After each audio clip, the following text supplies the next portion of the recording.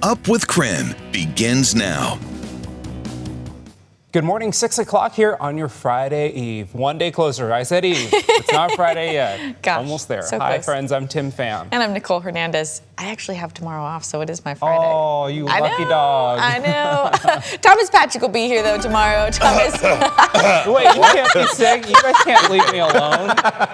Incredible. All right, Thomas, what's the weather? Yeah, weather's going to be much hotter for today and tomorrow. We'll be near 90 degrees to finish off the week here on these next couple days. Still nice and comfortable, though, this morning with our temperatures ranging between about 50 and 60 at the current hour. We're just about an hour past sunrise here.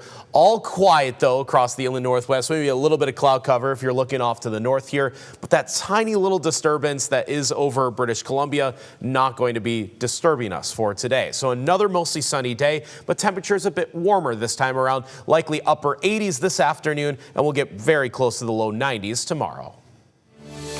Let's take a live look of the traffic impact right now. I-90 and Fancher. You can see traffic flow moving great in both directions, heading into Spokane and out of Spokane into Spokane Valley. Off to a great start here on this Thursday. We'll keep a close eye on traffic throughout the morning. Let you know if there's any problems that could slow you down. On Up with KREM, we bring you weather and traffic together every 30 minutes.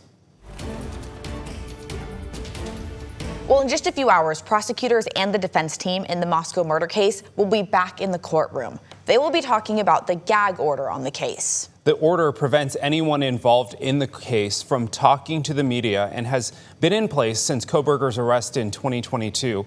It's a step typically taken to ensure a fair trial and investigation. But now there will not be a trial. A number of media companies, including KREM 2, have filed a motion asking the judge to lift the gag order immediately. If it's lifted, we expect to learn more details about this case. Brian Koberger likely will not be in court for this today. His next time in court will be for his sentencing next Wednesday. Earlier this month, he pleaded guilty to killing the 4 University of Idaho students. During his sentencing, the victims' families will be able to give their victim impact statements. You can count on KREM 2 News to bring you complete team coverage live from Boise next Wednesday. Our crews will be there to bring you inside the courtroom and get reaction after the sentencing. It all gets started at 8 a.m. Once the sentencing begins, the Up with KREM team will begin our live special coverage on KREM 2, KSKN 22, and streaming on KREM 2 Plus. This morning, we have more updates on all of the wildfires burning in the inland northwest. The largest of those wildfires is the Hope Fire near Northport. Yeah, crews now have that fire 20% contained. It has burned more than 7,400 acres in Stevens County. The high winds caused the fire to spread into the Flat Creek drainage. More than 900 firefighters are working to put out the fire. The cause is still under investigation. Level 1, 2, and 3 evacuations remain in place, and you can see those evacuation zones on your screen. And another fire, the Western Pines Fire, is burning northeast of Davenport. Crews have that one now 60% contained. So far, that fire has burned almost 6,000 acres. But the good news is crews say the fire is much more calm now. They say a lot of that fire fuel has already burned itself out. There are still level 3 go now evacuations in place, but it's just for the areas where the fire actually burned. At this hour, fire crews in Okanagan County are still fighting the Green Acres fire near Omak. This morning, that fire is now 95% contained. It has burned more than 1,000 acres. So far, the fire has destroyed at least 7 homes and 13 other structures. Out in North Idaho, the Cherry Fire has burned 77 acres near Deary. Originally, the Idaho Department of Land said the fire was 130 acres. But they were able to get a better look and lowered that number. So far, crews have not made any progress on containment. This morning, we are learning 1 person is dead and 2 others are hurt after a small plane crash in Olympic National Park. Rangers say the crash happened last night in the Quinault area on a steep forested slope near the Irely Lake trailhead. The NTSB is investigating what caused it. The Coeur d'Alene City Council is amending the municipal code for massage businesses. The point is to make it harder for unlicensed businesses to run. Under this new rule, anyone applying for a massage business application will have to provide copies of their therapist license and floor plans for the building. Also, every business will have to have at least one person who can speak English fluently. The city council voted on all of this on Tuesday, and it was a unanimous vote. Well, crews are working to fix a broken sewage pipe on Wall Street at Barnes Road in North Spokane. This caused a big mess. Wall Street near Barnes Road will stay closed for the next few days as crews continue fixing it.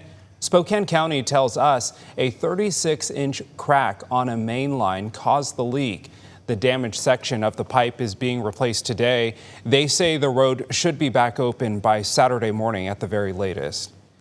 New details this morning in a deadly hit and run on Spokane's South Hill yesterday morning. A 17-year-old is in custody and facing charges for killing a woman and then leaving the scene. Spokane police say the driver hit her while she was jogging at 5:30 yesterday morning. It happened near the intersection of 49th and Perry. That's right next to the Manitou Golf and Country Club. SPD says when officers arrived, they found a woman lying in the road. They say the driver ran off, but they were able to track him down. They say speed and impairment were factors in the crash. Well, the Idaho Department of Transportation is reminding drivers again to slow down.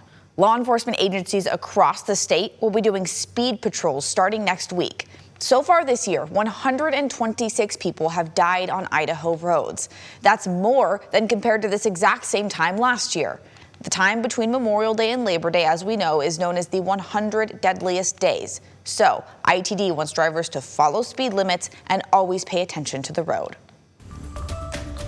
It is day 2 of the Spokane Arena yard sale. This is fun. This is super fun. We've got video of it that's going to be really cool, but there's memorabilia,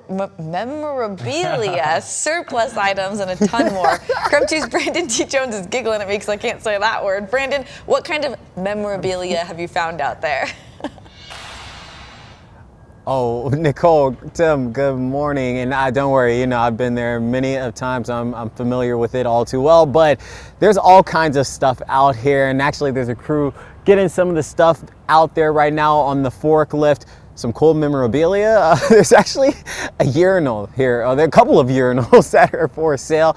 Whether they've been used or not, I'm not sure. But nonetheless, you can come out here, find all types of cool items. I want you to go ahead and take a look at some of the video yesterday because there was quite a few people here. Traffic all day long, foot traffic that is, making their way inside of this lot here at the Spokane Arena, just taking it all in, finding some cool gifts for family and loved ones and possibly themselves as well. So the yard sale continues this morning at 10 a.m. and they will be open until 6:30 tonight. This is in the Spokane Arena service lot at 720 West Malin Ave. So think on the backside of the arena. It's a cashless event. So if you come out, a reminder, they will only accept credit and debit cards. I got a chance to speak with a few people yesterday who were happy to come down. Some left with memories they can now relive at home. Others finding professional equipment that can be repurposed in future events. Got some bobbleheads, a couple t-shirts for my daughters, found an air pump for our inflatables for when we go lake later this summer and future, and just some miscellaneous stuff. Just thought it'd be fun to pick up and check out. Some walk-through metal detectors for sale. And we open our concert series next Thursday up in Sandpoint in an effort of always increasing safety and getting patrons and guests in much faster. We came down to buy a truckload of those today for our venue. So, yeah.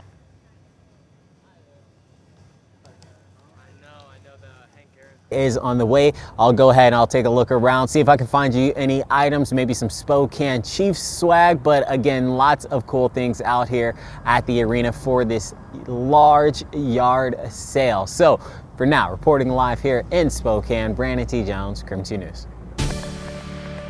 Not looking too bad. Thank you for that, Brandon. Weather conditions today are going to be much warmer than it was these last couple days, but the winds are back into the equation for Friday and Saturday. For Friday, there are already fire weather watches across most of eastern and central Washington. These are the precursors to red flag warnings, so heightened fire danger looking likely due to some of the stronger winds tomorrow again. I do think Saturday could also be tacked onto that as well. Those 2 days, Friday, Saturday, looking like the windiest of our upcoming forecasts, but high temperatures keep on climbing. We'll be pretty close to about 90 degrees today. All new this morning, Washington and Oregon are among 20 states suing the Trump administration over its decision to shut down FEMA. The lawsuit says FEMA unlawfully shut down a several billion-dollar grant program without approval from Congress. Building Resilient Infrastructure and Communities, or BRIC, started in 2018 during President Trump's first term. It funded almost 2,000 projects to help communities deal with natural disasters. The lawsuit says it saved taxpayers over $150 billion. But FEMA ended the BRIC program in April. They say it's wasteful and politically driven.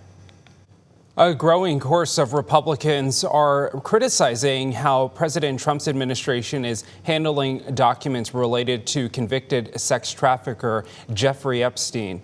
The president is calling the controversy a hoax. Before the election, President Trump suggested he would consider releasing the Epstein files and a rumored client list, which last week the DOJ said does not exist. This morning, we learned the Justice Department fired the federal prosecutor who worked on the Epstein cases, Maureen Comey. The reason for her firing has not been shared.